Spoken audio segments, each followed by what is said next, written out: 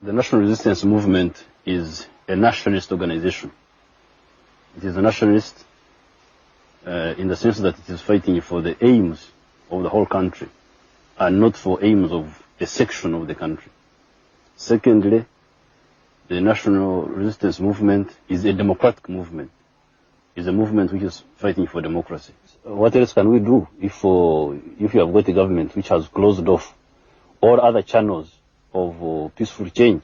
What else could we do except to surrender, to resign ourselves to slavery? And we couldn't do that. They're very much worse than they were under Amin. Because under Amin, first of all, Idi Amin was not killing people outside the intellectual class.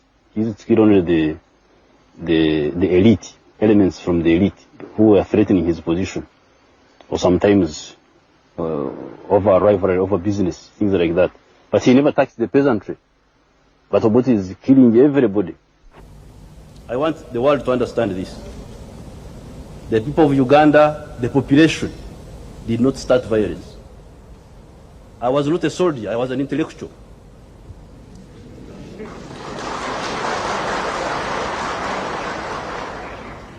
Why did I become a soldier?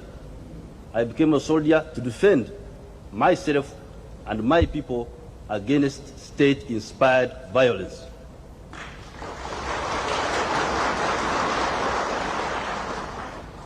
People were killed in 1964. Our people were killed in 1966. Our people were killed in 1969. Amin killed our people from 1971 to 1979. Milton Obote killed our people from 1981 to 1985. And the military council has been killing our people even recently.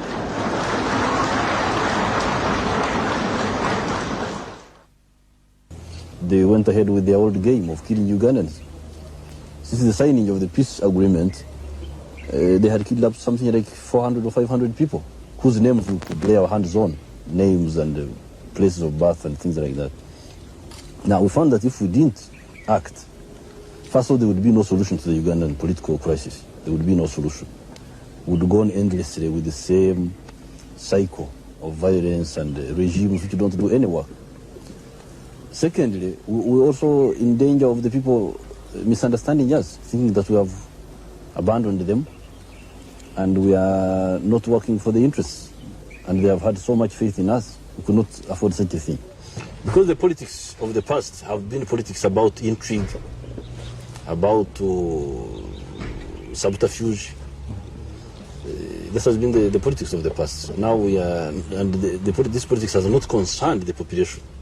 It has been about job seeking on the part of the politicians. But now we are going to talk, for the first time we are going to talk about the population, their life, their political rights, their economic interests. That will be the center of gravity of whatever we are doing.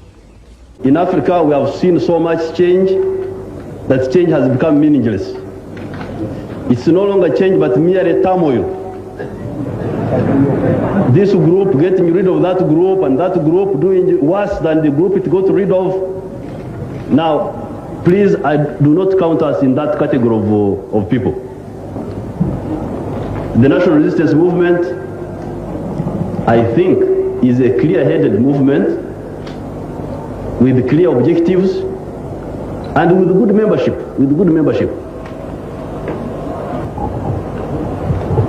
I think it makes a very big difference from the situation in which we were, where the very people in power were they themselves encouraging evil instead of trying to combat evil. I think this is a slightly different situation. I put everybody under the law.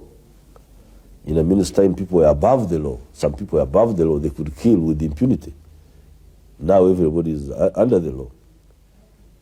I have repaired the economy, and Uganda is getting modernized in its production process.